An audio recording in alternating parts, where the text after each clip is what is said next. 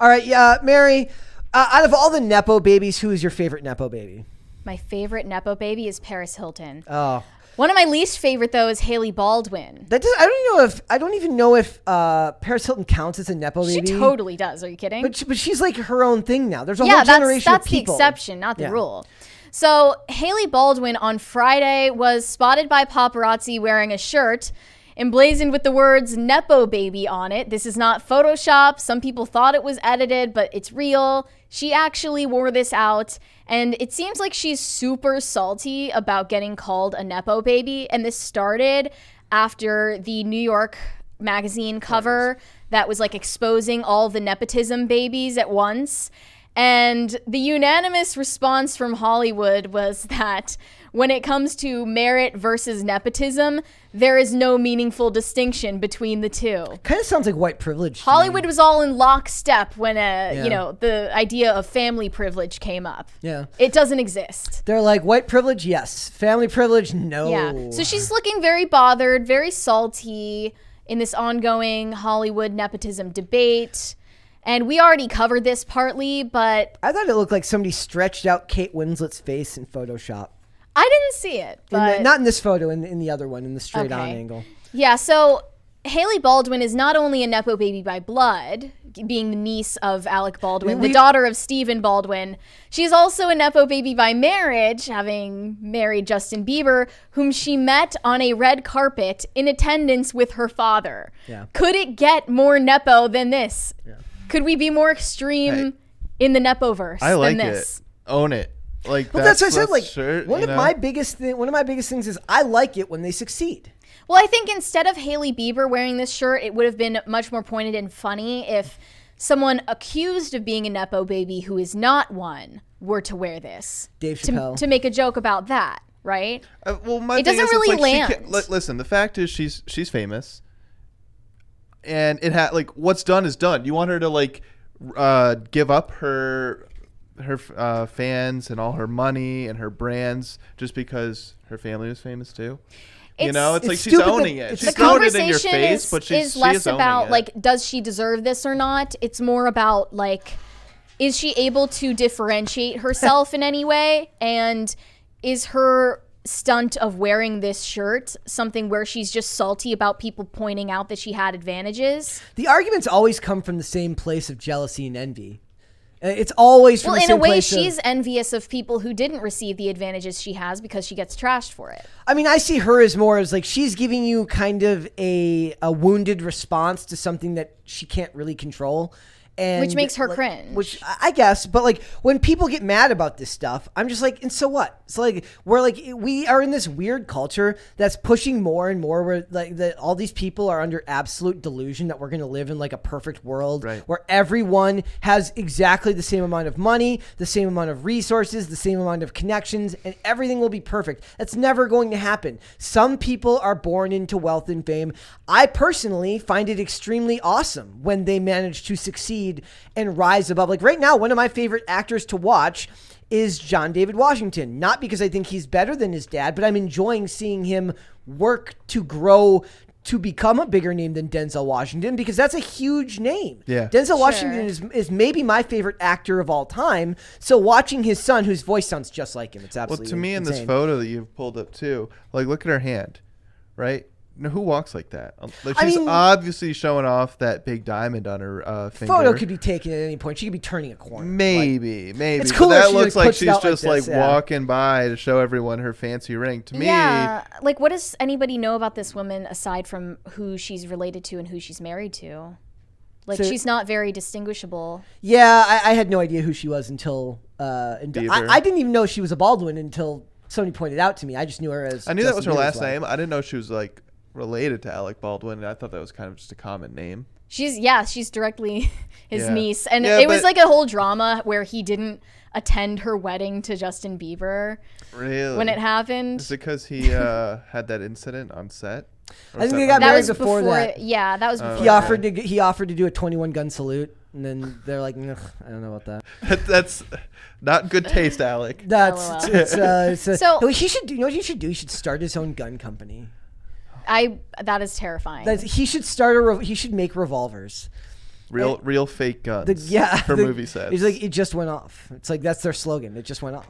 He just needs a stern talking to from James Cameron. Like, do you think, fetishizing the gun. Like, so she's like, look, I have no problem with them embracing it. She might be the less good example because I can't really think of anything she does to really rise above the label.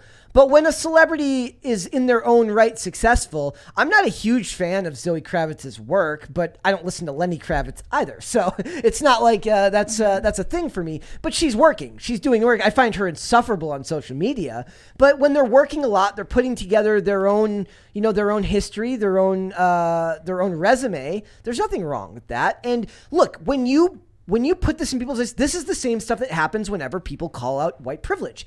If you put it in someone's face and you say, you got this through no work of your own, it's all because of advantage to get you, what is the automatic response that every single person who gets accused of that's not a self-hating liberal? I don't think that this follows, though. I don't think it's analogous because here's what really is privilege in society. It's a very limited list. It's who your friends are, who your family are, possibly who you sleep with, what you look like if you're attractive or not, and if you were born into money. I'm not saying that you're not right, that it's not a different comparison. I'm saying, but the reaction people have will be the same level of defensiveness. The same way people get upset when people say, it's the same argument they make, right? It's like, everything I got, I worked hard for. Everything you got, you were given because of your skin color. And everything I got, imagine an actor, like, everything I got, I worked hard for because I had to move out to Hollywood from a small town America. I didn't have any connections. I had to get my own agent. I had to do this. And then you tell some actor who still got up at 6 a.m. every day, still had to go do auditions. Sure, maybe mom or dad got them the audition. Maybe mom or dad did this and this. They still had to follow through on it. Whether that's actually relevant or not is irrelevant to how they will respond, which is defensive. I still had to work hard. I still had to do my own thing. It is not fair of you to dismiss all of that just because of who my parents are. Just like it is not fair of someone to dismiss all of your accomplishments or blame all of your of this country's history on the color of your skin. The reaction will be the same. Well, okay, but nepotism is actual privilege. White privilege does not exist. I'm just saying that this is where people need to realize life's not fair, and then you die. Yeah, I mean that's true. Every day, that's kind of more and more true. It's like that used to be a thing. Like when you wanted something and you didn't get it, your parents said, "Yeah, well, life's not fair." Being mad about like a Nepo baby having things that you don't have because of their advantages in life is lame and embarrassing for you, but it's also lame and embarrassing for the Nepo baby to get mad when this is pointed out and to outwardly deny it. Yeah. It's embarrassing. And also, it doesn't take away anyone's right to freely discuss whether or not you think that this person deserves the success they have. That is definitely a conversation on the table. I saw this one tweet that said, the Hailey Bieber Nepo baby shirt picture gives nothing because she gives nothing. She's not personable enough to give this staged paparazzi shot for a viral moment any personality. She doesn't act or sing. She gets in and out of cars wearing beige and black YSL, and she has a skincare line. Like, that's true. She's not done anything distinguishable, and not all Nepo babies are cut from the same cloth. Some of them are better than others. She's probably one of the less isn't that talented. Isn't that one of the big problems here? Is we paint everything with a broad brush, and we've kind of eliminated the desire to have nuance in any of these discussions because the internet doesn't really reward nuance in discussion. It rewards hot takes and insults. Well, that's why I agree with that tweet you just read, because I really, even if I wanted to, I don't have a hot take for Hailey Bieber. She's forgettable. The other thing about this was I enjoyed Tom Hanks' take on it, because I think Tom Hanks had it worse when he likens it to a family business. Like I'm imagining Hanks and Sons plumbing company where Chet Hanks comes over with like a big with a big tool belt. He's got and he starts working on your plumbing. He would make it more easily in the plumbing business than Colin Hanks. That's for sure. That is so for sure. Is Chet short for something? No. Awesome. It's short for awesome. So his name's just Chet. So Tom Hanks was just like, you Chet know what? word. Chet. Yeah. Like this, you know what's ironic, by the way? He came out way? looking like he was going to push his brother into a locker, and he's like, he looks like a Chet. You know what's ironic, though?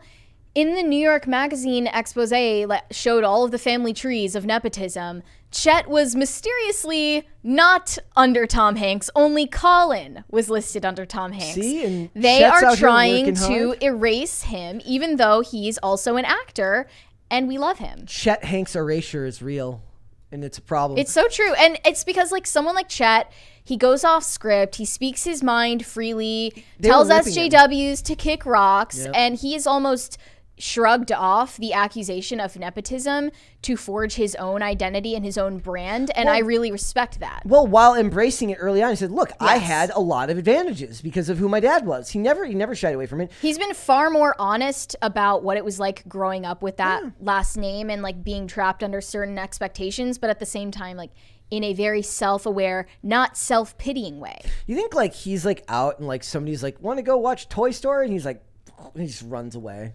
Like any He'll like, never watch Toy he's like, Story he's like, again. I hate Apollo 13. Like, okay, so this was Tom Hanks' quote. He says, "Look, this is a family business," said Hanks. "This is what we've been doing forever. It's what all of our kids grew up in. We have 4 kids. They're all very creative." Yes, Chet Hanks is very creative. Haven't you heard White Boy Summer? They're all involved in some brand of storytelling. And if we were a plumbing supply business, or if we ran the florist shop down the street, the whole family would be putting in time at some point, even if it's just inventory at the end of the year. The thing about it is that's different because like if you're a plumbing company or you're a florist, you're paying the sons and the work gets done. Acting isn't really that unless they owned a studio. Like if he had Hanks and Sons movie studio and Chet was an executive and Colin was, I don't know, a costume designer or something else really lame. No, I'm kidding. That's a joke. Like that would make sense, but that's not really the same thing as like just working in the same industry. That's like saying a cop is a family business, but if they work at different precincts and they haven't gotten and they didn't get like a recommendation from their dad at that precinct, it's still a family business because you all chose to go into the same profession, but it's not the same thing as a job where your relation to that person plays a much more important role. Well, this reminds me. I was watching Ancient Aliens. That's how you often do.